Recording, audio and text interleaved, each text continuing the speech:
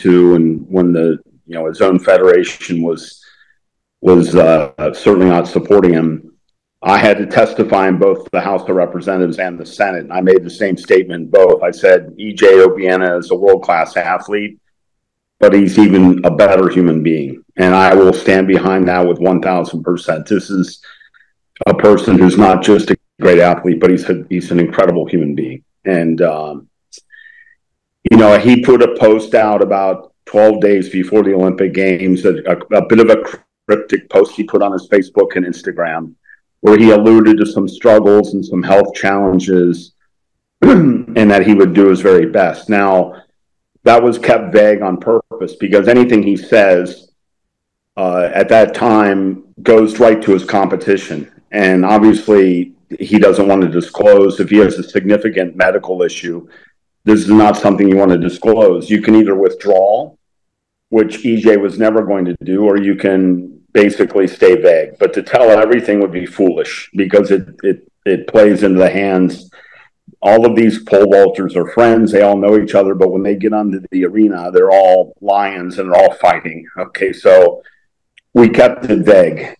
EJ's a bit too humble to really say anything, but it's been a frustration of mine. We've seen through these Olympics, which is not uncommon, a number of athletes pull up and pull out and have various injuries of certain sorts. But what EJ went through in the 10 days leading up to the Olympic Games is quite a shock.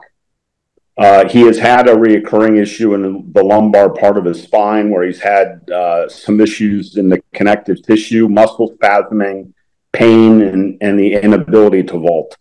Now, 2 years ago, this started, and he had a procedure done, which is called a denervation, where they basically deaden the nerve that is causing all the issues, and it allows him to compete and go on without any risk to his long-term health.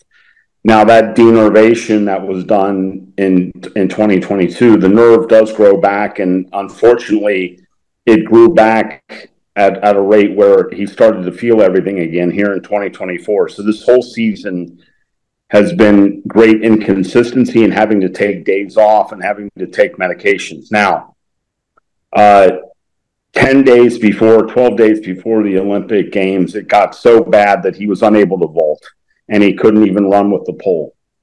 And so what we did is we searched for a doctor and basically a neurosurgeon in France who would administer.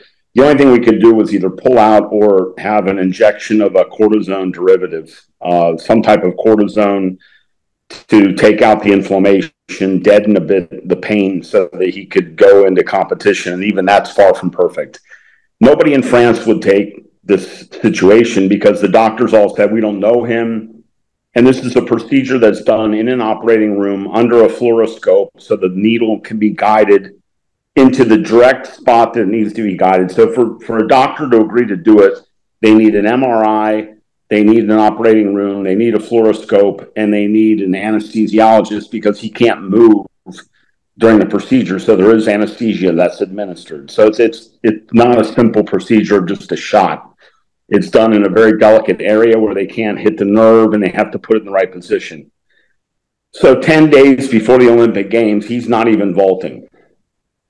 And we have no opportunity to vault. So what did we do? None of you know this. This is only known by a few people.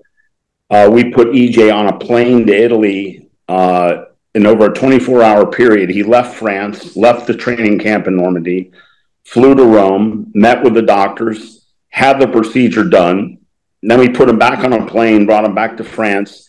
He then had to take a 48-hour recovery period from the shot, and then only then did he start to gradually work his way back. The fact that he competed, in my opinion, is amazing. The fact that he came in fourth is beyond amazing. I mean, he couldn't even carry his pole, and we've looked at it, and EJ can share more. He only got one workout session in with the pole before the Olympic Games. And now when you look what happened in the Olympics, and certainly in the Olympic final, I was there, he cleared the height of 595 on all of his attempts. What he did was he came down a bit too close to the pole and he knocked the bar off on the way down. This is a small adjustment that if he had the adequate practice time, These are the small nuances that would have been worked out. I mean, he was still adjusting to the pole, adjusting to the pit, adjusting to that situation. I can't even state how proud I am of this guy, and proud to know him, proud to work with him, proud to be a part of his team. The toughness and the unwillingness to make excuses. I mean, I think everybody should be so proud of him, and that's the real story. I don't think anybody else in the Paris Olympics was flown out of Paris in the middle of the night to a doctor in another country and then flown back. That's what he went through behind the scenes. He never wanted to really tell anyone about that, but I think that you should know the real story of what he went through and how amazing that fourth place is. So that's really all I have to say. I know EJ's probably upset with me for sharing this, but I believe that people should know and what he went through to do his very best, and what he ended up with is just downright shocking and amazing, and deserves our respect and our applause. Thank you for listening to my rant there for a minute, and I will turn it over to EJ himself. Thank you. Yeah, I mean, if I'm going to be realistic, there's probably a year I didn't expect this to happen. Is this year? But sports, you never know. We push ourselves, we push our body to the limits, and things happen. And fortunately, this year, it's definitely been rough. I would say since right after indoors, even indoors, it's like just things after things and things after things. It's it's the reality of it, but I don't use that to say, okay, that's why the outcome was short of a medal. I believe I'm still fully capable of doing it. I still believe I'm fully capable of winning that, and that's what makes it painful even more, is that I was that close. All things considered, I was that close, and anyway, I think a lot of people have questions. I think I'll let you guys do the asking, and I'll answer everybody's questions as much as I can. I think I've said quite a bit, both here and on my social medias, and I'm open to any questions.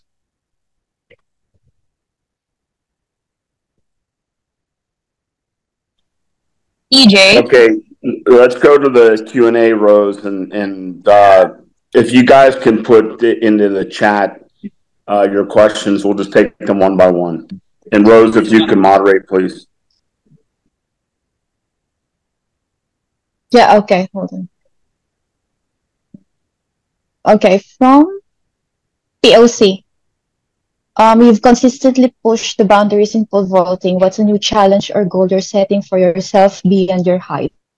Perhaps in training technique or even mentoring other athletes?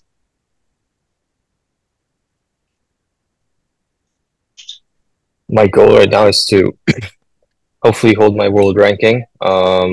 We'll see.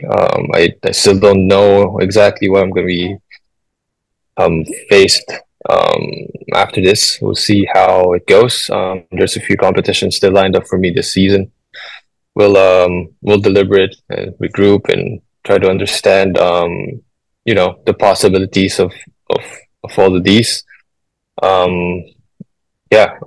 Other than that, I mean, mentoring kids, I think coaching is not yet on my table, and I really have respect to all the coaches out there. It's a hard job to do.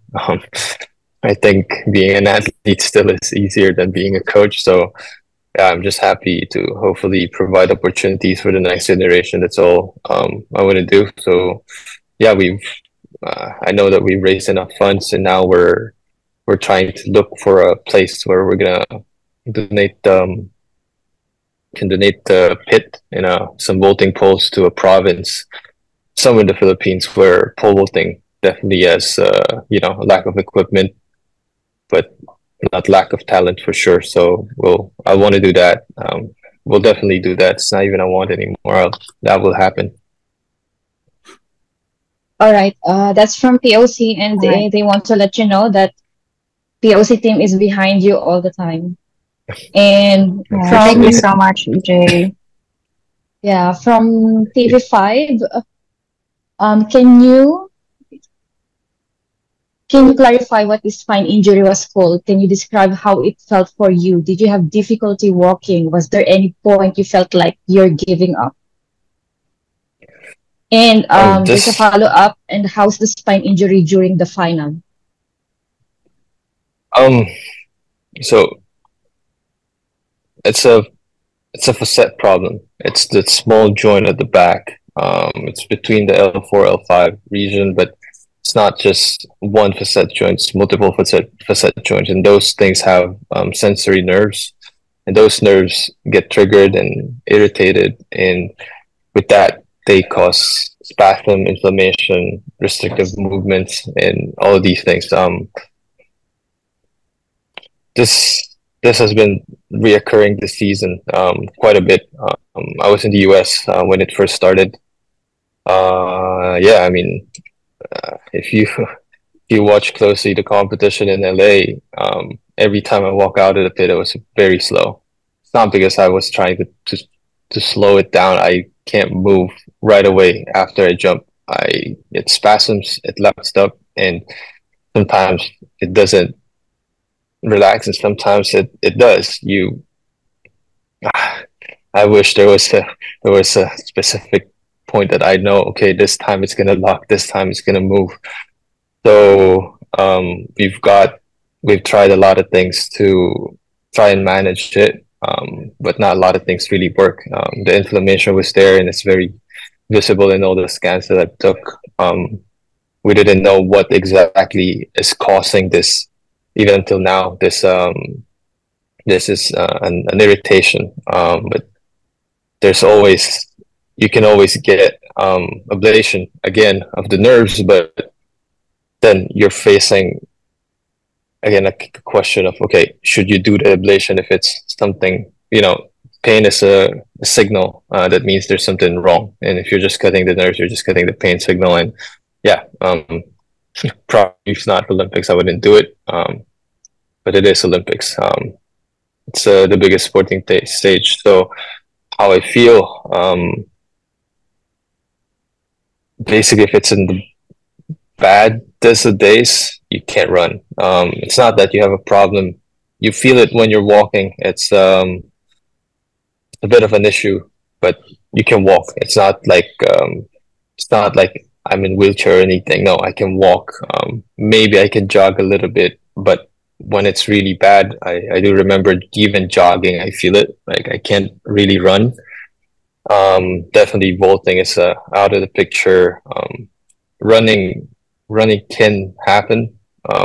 I think when it's not that inflamed, it's in the middle, like 1 to 10, how bad the spasm is. If it's at 5, you can run. Yeah, but if I'm being honest, I don't think it hindered me to perform. At least on the day of Paris Olympics, I don't think it hindered me to perform. My how do you say this? Like, if I'm analyzing everything in a very without any emotion and just pure reality of things, I think it did affect me, but not on the competition day. It affected my preparation going in. It affected my consistency. It affected, I think, my overall program going into Paris. The goal was not to jump 590 or just jump 590 or try to win. That's the reason why, if you see the years coming from Tokyo, I've progressed, and I wanted to jump 6 meters because I want to come closer and closer. And yeah, the winning vault, the first winning vault at least was 6 meters, and I knew that was what's going to separate a lot of the guys. And yeah, going into this season, I wanted to be consistent to that. Yeah, but things happen. All right. Okay. Will this spine injury be a challenge moving forward in your future sports event? And I guess the most important questions that we are all waiting for is 2028 Olympics still part of your plan? Can you repeat the first part of the Okay. question? Will this spine injury be a challenge moving forward in your future sports events?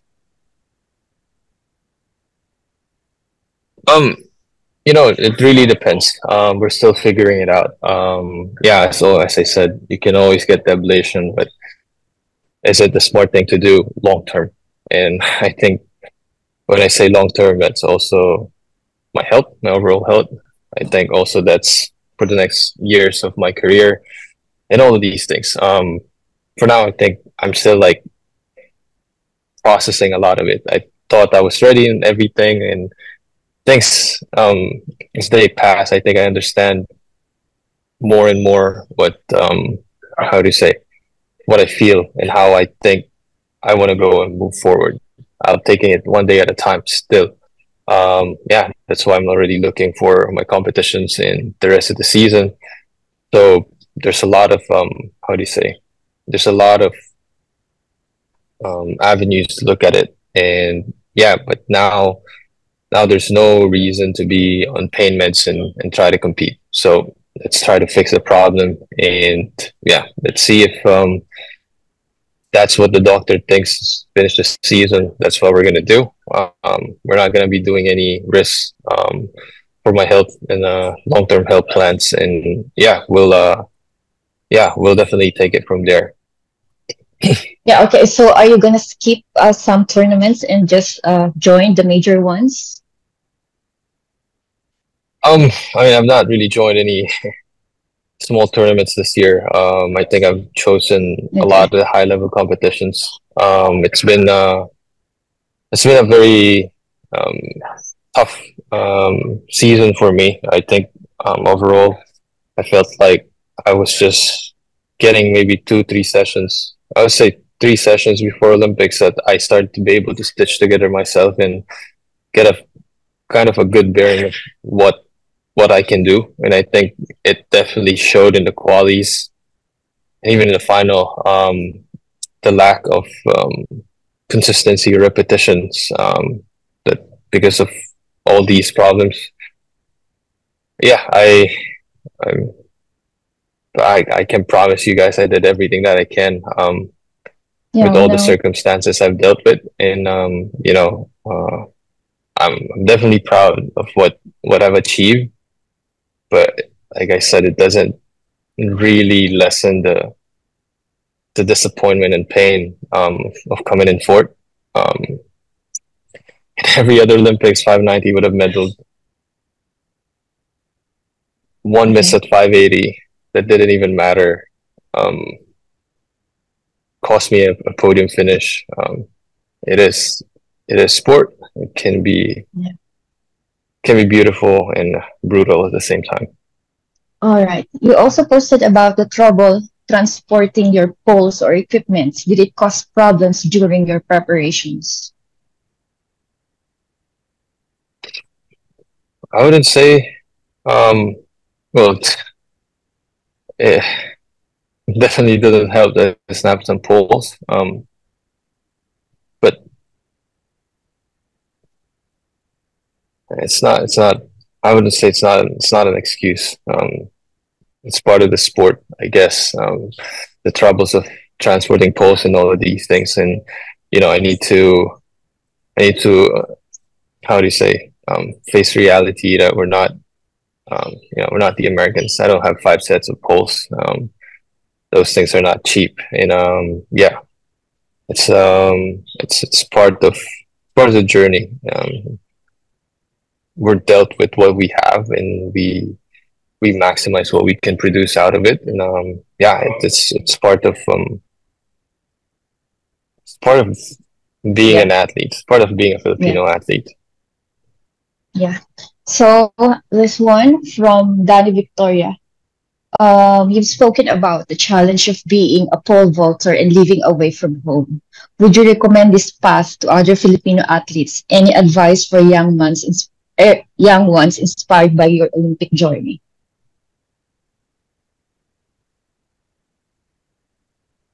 That's a tough one. To recommend the lifestyle that I'm doing, um, it's tough. It's tough to honestly It's not say for everybody. that.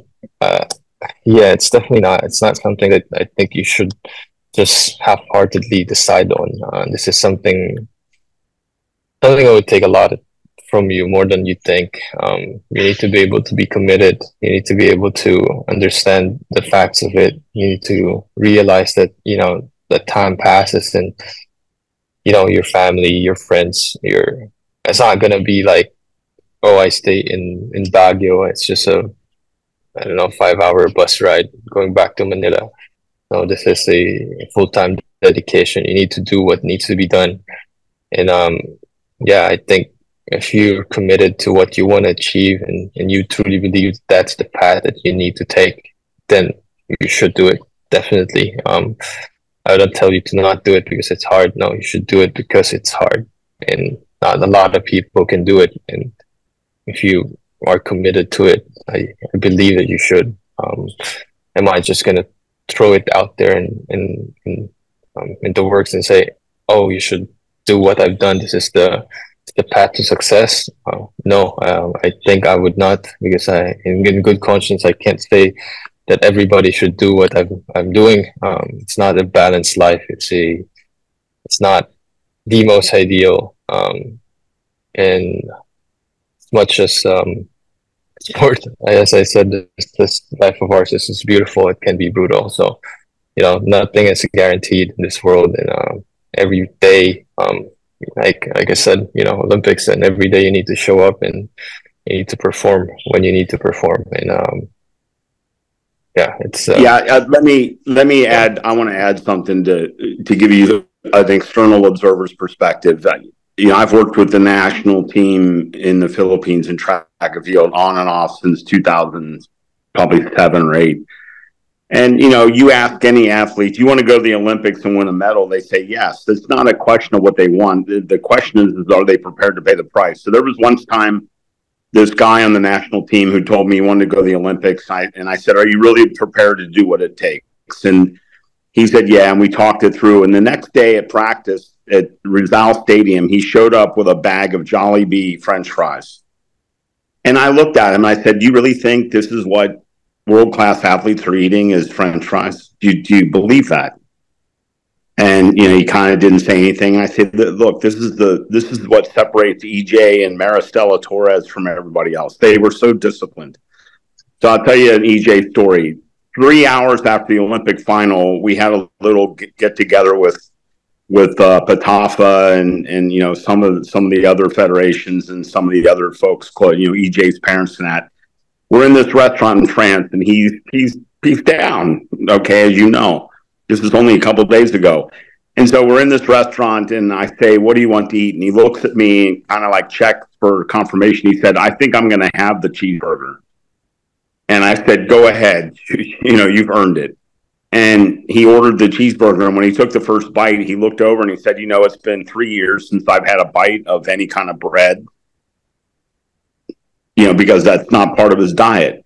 The discipline of this individual. He was here on Christmas Day, this past Christmas. We were sitting in my house opening presents at 9:00 in the morning in Dubai. He looks at me and he said, I wonder what Mondo's doing right now. And I said, well, I have no idea, but I'll bet he's celebrating Christmas. And he said, why don't we go to the gym, because I need to do more than he does. And by 10:00 in the morning, EJ and I had opened the gym and we're working out on Christmas Day. At many times I've told him after he won competition, I said, why don't you go have one piece of pizza with your friends? And he would refuse. This is the discipline. This is the life he's had. I've been with him in Italy. He lives alone. He goes home 8 hours a day of the same routine every day. No family, no support, cooking his own meals, and never having a beer with his friends, never having a Coca-Cola, never having a bag of French fries, never having any halo, never having any white rice for years. And that's why he's hesitant, but that's the price you have to pay to go all the way to the top. The price, we see the beauty of it, and we see the glamour and the newspaper stories and the articles. He's living a life of total discipline. And he felt bad about having one cheeseburger after the Olympic final. Think about all the food all of us on this call. Think of the food we're putting into our bodies. We don't even have an ounce of regret. He's looking at only eating perfect stuff. So I think, I've seen his discipline. He's breathtakingly disciplined. It's just on another league. He never misses a workout, never misses anything, never cheats on anything, never has a cheat meal. And that's the stuff that I think what makes him hesitant to talk about it, because it's not again, we see the glamour, he sees the reality. It's a tough life. And very few athletes, in my view, are really prepared to pay the total price. All right. Next question is, you're now 28. Your window is still open, but there's an end in sight. What's next for EJ Obiena, both in and out of sports? To be honest, for pole vault, 32 is still pretty young. Tim Mack won his first Olympic gold in Athens when he was already 33.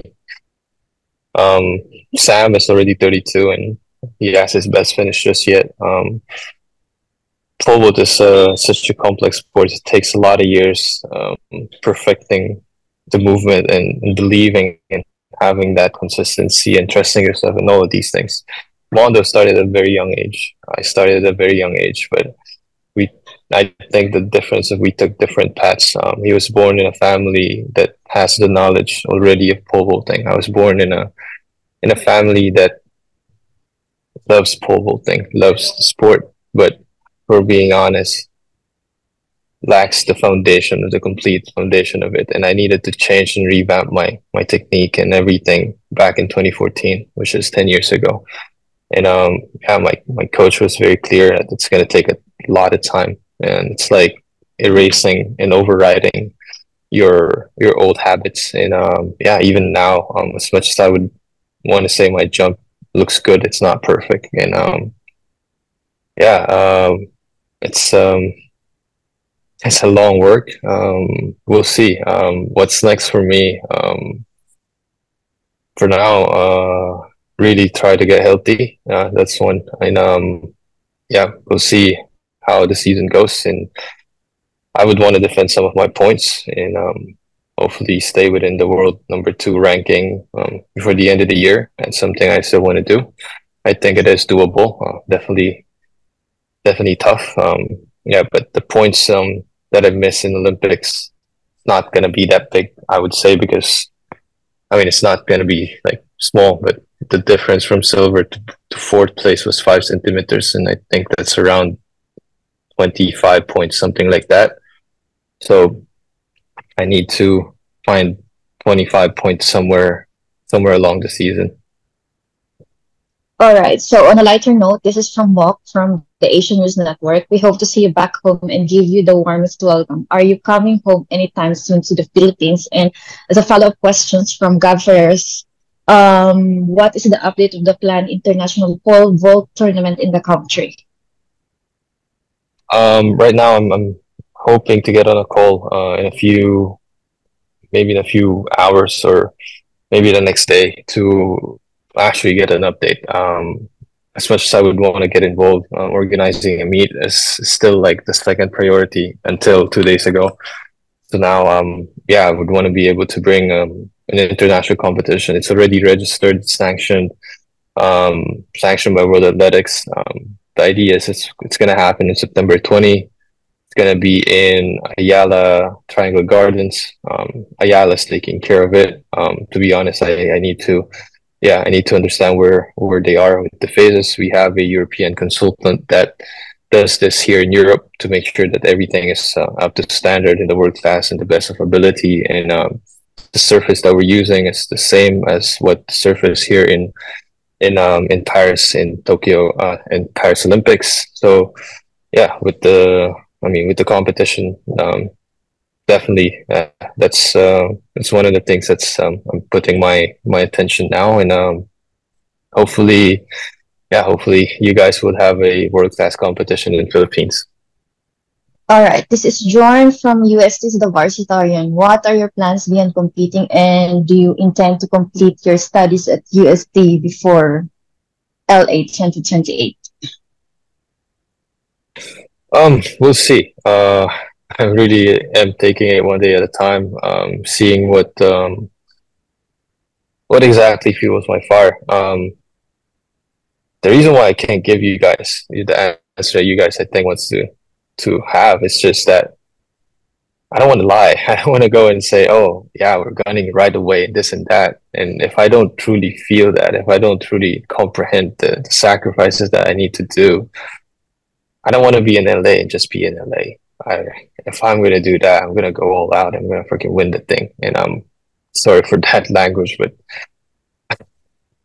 that's something I want to do. If I were to do that, I need to be able to look my parents in the eye that I'm probably not gonna see them again for the next 4 years at least. Maybe a month, a year at best. I need to understand that it's gonna be another 4 painstaking years that I need to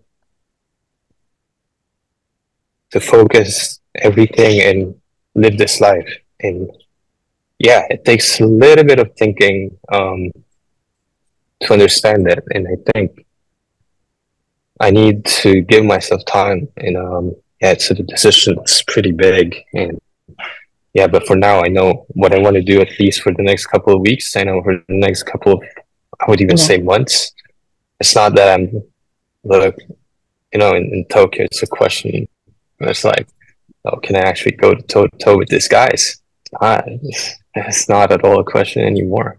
And I've been there in the past 2 years. I've been there. It's not like with all the things and all the circumstances that I've dealt with this year, I'm there. And it's not a question if I can compete. I know I can. But yeah, to be able to say that I know I can, what comes with that, dude, it's like, that's tough. That's a long process. And yeah, if I'm willing to do all of those sacrifices again and be able to live with my life, that's dude, that's yeah, that's some long decision, long thinking I need to do. And I hope you guys understand. That's why it's not that I'm saying that LA has a picture. If the competitive side of me, if LA's tomorrow, I'll probably be there. But we'll see. It's not an easy decision to make, and I think I need that time to process it and hopefully be able to fully commit and say with all my gut and all my being, and say, yeah, I'm gonna be there and represent the Filipinos to the best of my ability. If not, then not at all. That's not how I do things. We don't go out there and say, oh, we're just gonna be there. I'm pretty sure if I just want to qualify, then maybe that's yeah, it's easy, but that's not what we do. All right. Yeah, so I think that the one thing, just some perspective. The one is there's only one person in the world who's beaten Mondo twice in life, and EJ is that person. He beat him twice in the last 18 months. Now, the guy's quite impressive, and he's obviously set another world record, but EJ has beaten, that's the beauty. EJ has beaten every single person on the circuit. He's beaten Sam, he's certainly beaten Corrales, and he's beaten Mondo, and it's finding the right day at the right time, and he knows that now, and that's amazing, because when I've gone to the Olympics with other athletes, they get to the stadium and they're intimidated because they've never met any of those people. And that's why, one of the discussions I had even with Terry Capistrano the other night was, you have to send our top athletes to Europe, because Europe is the center of track and field. We're never going to win competing in the Vietnam Open, in the Taipei Open, and the Hong Kong Open. The best athletes in the world are in the Diamond League in Europe. That's where EJ competes. Now he knows he can beat all of them. We need to send people that are prepared, that they know, and our athletes can be the best in the world, but they've got to go and compete against the best. The last thing is I would really ask all of us to give him a little bit of space on the 2028. It's incredibly premature that 48 hours after his competition, he's supposed to commit to something 4 years away. Let him think. I mean, for me, honestly, I've never asked him about 2028. You know why? Because me asking him the night he lost and came in fourth in the Olympics what is he going to do for 2028 is the same thing as going to a funeral and you ask the man who just buried his wife, you say, hey, are you going to get remarried? You know, when he's just at the funeral of his wife. I mean, it's there's a certain amount of EQ and social intelligence. He all he wants is some space. I think we should give him some space. He's going to keep competing and let him just process all this. This is the normal thing. And we really don't want to see, outlandish headlines and things like that, because he's just asking for some time to process. And I think that's very fair and very appropriate. It doesn't mean he's not going to go. It doesn't mean anything. It's just, he just wants to go day by day right now. And I think that's an incredibly fair request from EJ. So thank you. Yes. Okay. So next question is, you are friends with Mondo and other vaulters. What did they say to you after? And my personal question is, I don't know if you know the French pole vaulter that got viral in the Philippines. The one who has his thing. He got so viral. So what does your friend we're all say? friends there. Yeah. Yeah, I mean, the first guy that came to me was Emmanuel. I've known him since 2019. We've trained together. It's three good dynamics that we have. We're very, I mean, you've seen how we do things. I mean, we gave a good battle in Bidgosh. I've battled him throughout the season. Yeah, I have respect to the guy. I'm happy for him, but at the same time, it sucks. I wanted to be the first one to congratulate him as well. I think there's a brutal side of the sport. Coming in fourth with the same height. The beauty of it is seeing someone also get their first medal. It's a weird feeling inside, man. Like, it's and I'm happy for Sam for everything that he's been through. Getting his best Olympic finish just yet, and Mondo doing Mondo things. What can I say? I just wish him that he's happy and he's having fun, which I think he does. And with all of them, I think everybody has, like I said, kind things and kind words. They're how to say, they're still like competitors in each and one of us. So not everybody probably, how do you say this?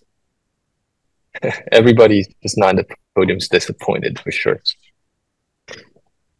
All right. So the next one is from Freeman newspaper. What's your reaction to President Bongbong Marcos' statement that he vows to further boost Philippine sports? And as an athlete, what do you think needs to be done, if so?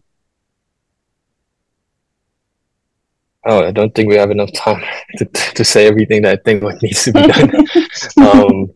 I'm just very happy to hear that the president of the country appreciates the sport, and I hope that sports can be utilized at its full capacity and be able to inspire the country. I think we're at the golden age of some. It has broken that barrier, and now we didn't even take that long to get another two. I mean, bravo to Kaloy and bravo to everybody who's done pretty well. Like I said back in 2020, before even once that barrier is broken, it'll just come. It's the same as the first 4-minute mile. That after that, it's gonna come. It's just gonna flow, because the belief that's instilled with that win, it goes over sport. And what can I say? There's not gonna be the last Olympics for winning gold for sure, and I think it's just gonna get better from here on out. All right. So this is from News Bites PH. Okay, congratulations, EJ. Which is better than your? Will you receive enough support to address your health issue? Mondo Duplantis said new. Okay, sorry. Will you receive enough support to address your health issue? Mondo Duplantis set new record. Okay, let's just answer the first question. will you receive enough support? Did the government reach out to you did anyone from the government help you with your health I'm not. condition? I don't. With my health problems, I don't exactly disclose it Okay. to everyone. I deal with it with my team, and I'm very blessed to have a team that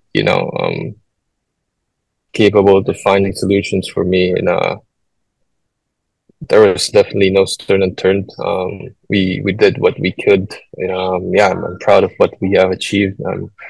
I really am. I really am. The questions are repetitive, so let me just check. Um, so it's just 2028.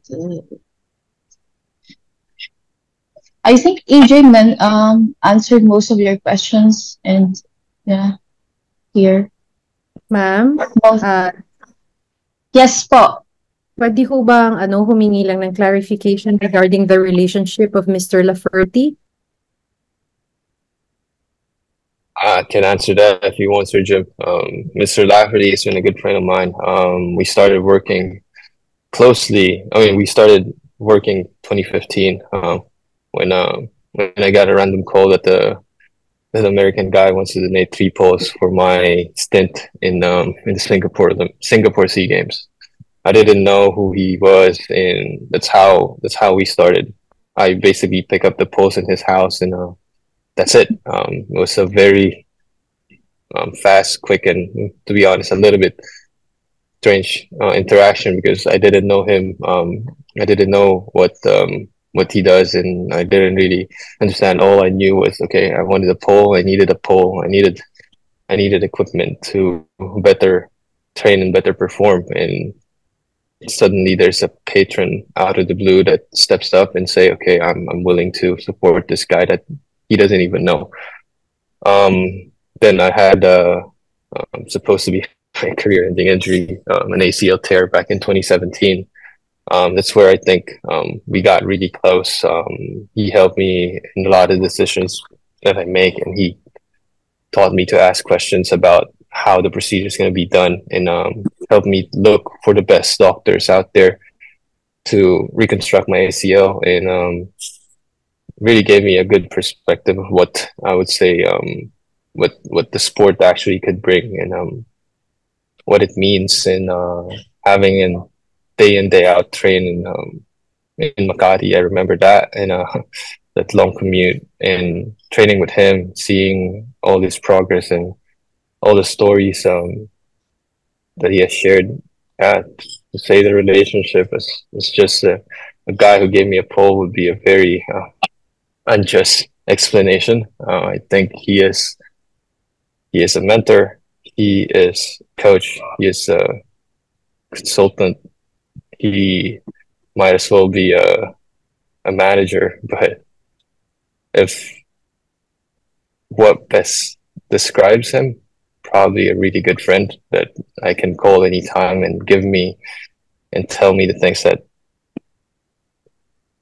I know is facts. If I did something stupid, I'll be called out, and it'll be stupid. If I do something wrong, it's wrong. And yeah, I would say it's more than not just a mentor. It's just more of a friend.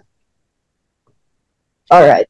Doon po sa mga nagtatanong kung anong plano ni AJ, future tournament, Olympic 2028, hindi po muna, just like what AJ said, we'll take it one day at a time. One day at a time, guys. If you guys want to know the calendar competitions for this year, I still have a few. I'm competing in a few diamond leagues. That's the idea of it. But I said, we kind of postponed what exactly is the problem with my back. Therefore, first I need to address that and check, okay, I'm competing. If this preparation in this competition, am I doing more damage into it or not? And the reason we're looking about it is for the long-term approach. It's we'll take it one day at a time, and we'll see. If I feel like how I felt this past week, I think there's no reason for there's no reason for me to stop, and there's no reason for me to not finish the season and continue fighting for that points. So yeah. All right. So what from Trevor Lane, hi EJ, on a lighter note, what was the silver lining that you would bring with you from this Olympics, and what would be your message to people who you've inspired in this journey? Silver lining. Silver lining that you would bring. There's a lot. There's still a lot of silver lining into this. With everything that's happened, I still believe I solidify myself as one of the best pole vaulters in the current time, and yeah, I guess that's a silver lining considering everything that's been happening. I'm able to compete with the best of the best. I need to give my team and everybody's involved a pat on their back to be able to stitch me back up to where I'm at. What message to everybody I've inspired? I think first I want to say thank you. I really need to appreciate all the love that I'm receiving, even though at times I don't feel I deserve it. It's been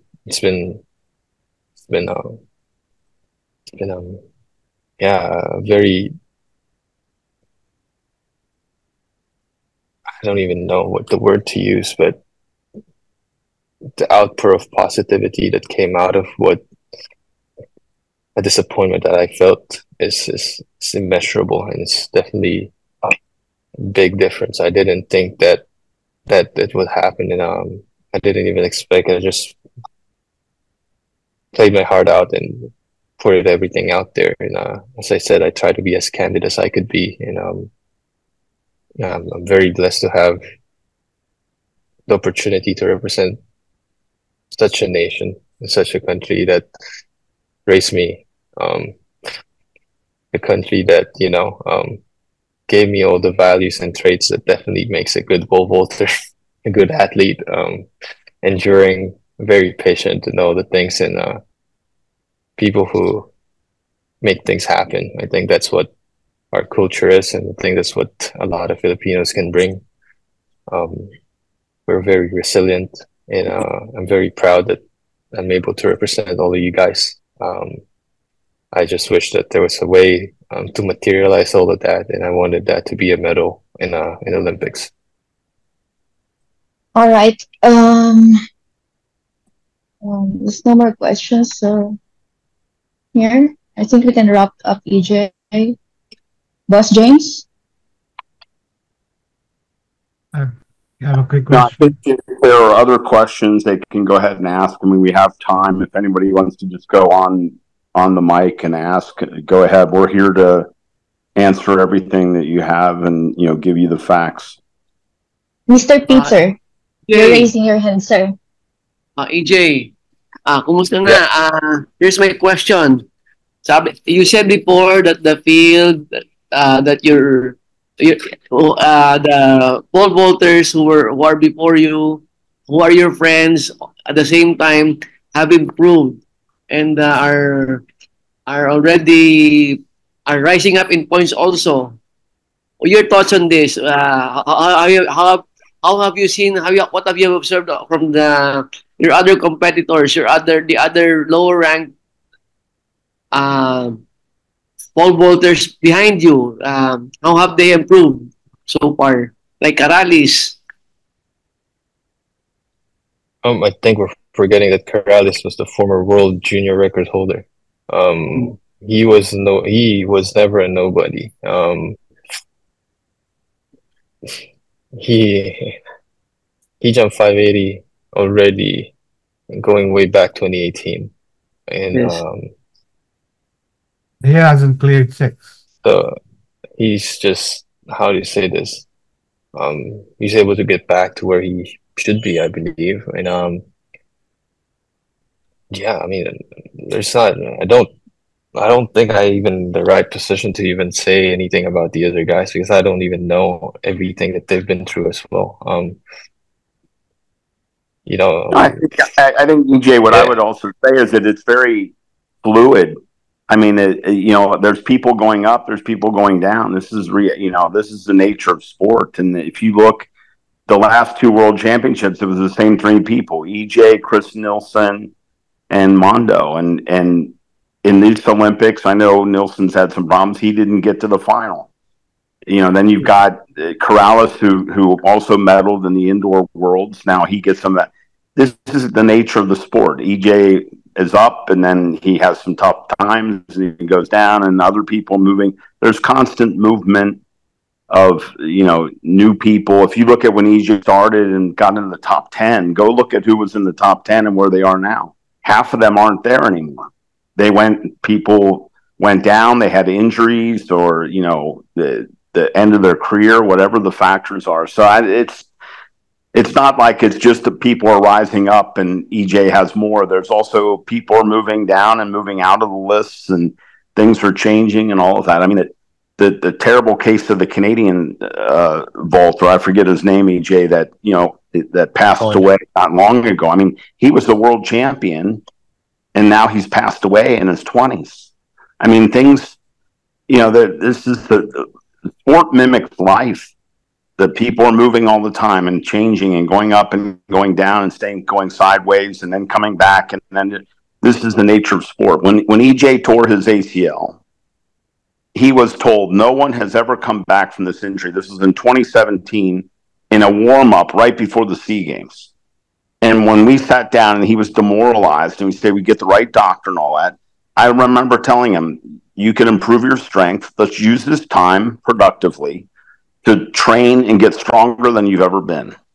I don't think he was even cut from his allowances. Nobody even believed he would come back. I don't think people even remember what happened in 2017, 2018.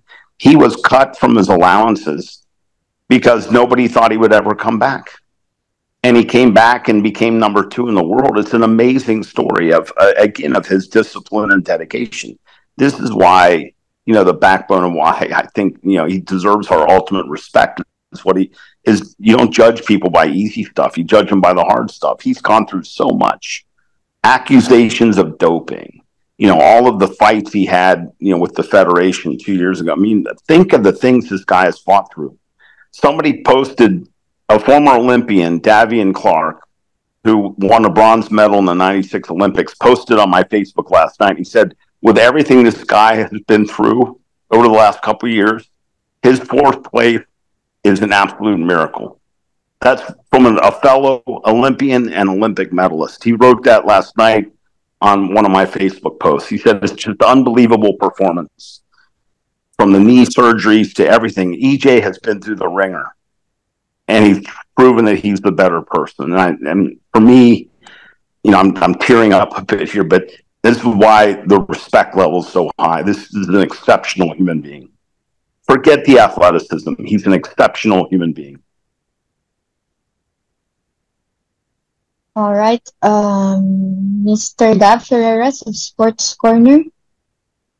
Good morning, good afternoon, EJ from the Philippines. EJ, I have one question for you. Meron pong nagbigay ng cash incentive yung lungsod ng Maynila, which is amounting 500,000 pesos. So, and of course, expected some private sponsors to give out some private some incentives for this participation sa Paris Olympics. Are there any plans to save it, to invest it, and to help also dun sa grassroots program po ng ating pole vault? Kasi meron kayong mga efforts na i-institutionalize yung grassroots program when it comes niya sa pole vault. Of course, yung fundraising. Salamat po. If I understand the question is, it's about the incentives and how the athletes would use the incentives. Yes po. With regards sa grassroots po. I mean, I don't really know. I can't speak on behalf of everybody here. I think each and everyone is to their own, and it's their own money. It's in their own how do you say, rewards and incentive, as we have said. Can't really say. Yeah, I mean, I think the grassroots program for me personally, yeah, I want to be involved into that, and I really, yeah, as I said, we've raised enough money to donate a whole set of pole vaulting facility. What I mean by that is a pole vault pit, crossbar, a couple of poles to get a small, hopefully a small group of athletes to take up pole vaulting and get that system going. Should it be institutionalized? Should the athletes be the one? I don't think so. I don't think everybody needs to. I think that's how do you say? That's a really a very topic that I'm not very well versed in how to institutionalize all of these things. Yeah, but for me, the reason why I'm doing it is because I want to give the same opportunity that I was able to get, and I want to share that to everybody, to the kids, and hopefully they'll enjoy the sport that I enjoy, and hopefully they'll experience the sport that's brought me to the place that I've never thought I would be. And yeah, it has given me a platform definitely to make positive change. I've, you know, yeah, I'm very blessed. I'm very happy and very thankful to everything that's that this sport has taught, the good and the bad. And I would hope that other people will be able to take that, and by choice, because I'm very lucky that I was born in Manila, that we had a pole vault pit. But imagine if I was born in some island that didn't have the facility, then I wouldn't have taken pole vaulting. I probably wouldn't have been able to do what I've done and experience all of these, just because there was no possibility of it. And that's something I would want to change. All right. I think we have one last question from Miss Rita Salonga. Miss Rita, are you there? Yes. Hi, Yeah. EJ. I'm Rita from DZRH TV. Yeah, we spoke, I think, last year during. So, first, apology accepted for yung pinakaba mo kami during the qualifiers. Yeah. But even though you were serious at that time, you were still a little bit playful, especially during your post dun sa IG. With that, how did it affect your psyche moving forward and going to the finals? Did you make any adjustments, your preparations going to the finals after what happened during the qualifiers?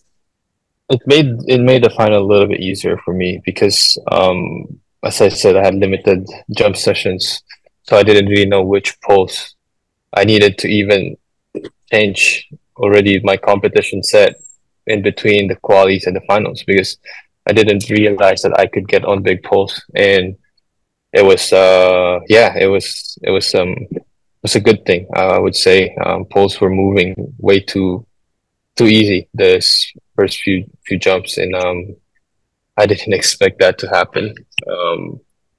In the final, we knew which poles to use and which height to attack. But I said, yeah, I mean, I think what happened in the qualies had a reason, and yeah, I mean, one jump. Yeah, okay. One more. All right. Just one more question from Mr. Ivan Stewart. Sir? Hi, good afternoon, EJ. So let's go back to the finals last Tuesday. You barely lost to Corrales. What would have been the strategy to overtake him for the bronze? Well, I wanted to make that first jump at 95. Then that would have been a silver medal finish, as I'm ahead of Sam, if I'm right. So that was the goal. That's why I stick in the 95, and it was not a height that I think I couldn't make. I made 90 quite high. I didn't even need to replicate that jump. I just needed to make 95, and I truly believe I'm capable of it. I was deliberating maybe I should have moved to 6 meters, but then again, an Olympic medal is an Olympic medal. So I stick to 95 and approach it the way I think, the way any competitor would. I try to seize the moment. Yeah, same thing at the qualifiers. I think I tried to seize the moment from 560, and I knew jumping 60 wouldn't even matter anymore in the third attempt. It wouldn't put me in the final, but 70 could.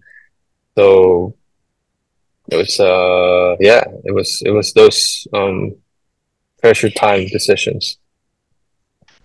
All right, I think that's about it. We have already 1 hour. So EJ, any last words? Po, sorry, pwede ho bang sumingit lang ng isa pa?